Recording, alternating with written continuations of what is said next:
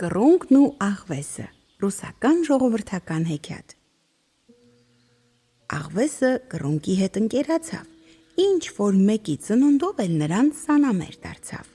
Ու մի անգամ ուզեց կռունկին պատիվ տալ, գնաց հյուր կանչեց։ Արի, քավոր ջան, արի, սիրելիս, քեզ այնպես հյուրասիրեմ, որ…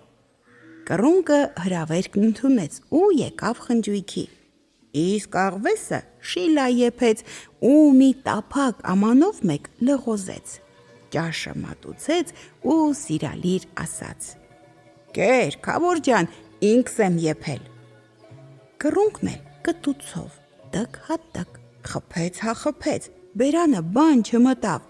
իսկ աղվեսը սիրուն լիզելով լրիվ շիլան սրբեց, կերավ պրծավ, ասաց.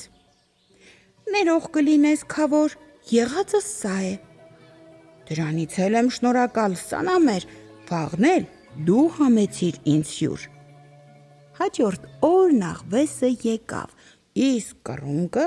մածնաբրդոշը լցրել էր մի մեծ վզով կուլայի մեջ, դրել սեղանին։ Կեր, սանամեր, ճիշտն ասած, էլ հյուրասիրելու բան չունեմ։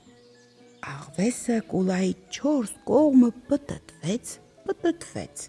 էս կողմից, էն կողմից հոտոտեց, լիզեց, գլուխը կուլայի մեջ չմտավ, դունչը մի բանի չհասավ։ Իսկ կռունկը կտցեց հա կտցեց, մինչև վերջը կերավ ու պրծավ։ Դե, ներող եղիր, սանամեր, էլ պատվելու բան չունեմ։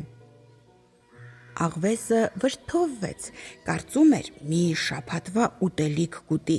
բայց դատարկ փորով տուն գնաց։ Ինչ որ ցանես, էն էլ կհնձես։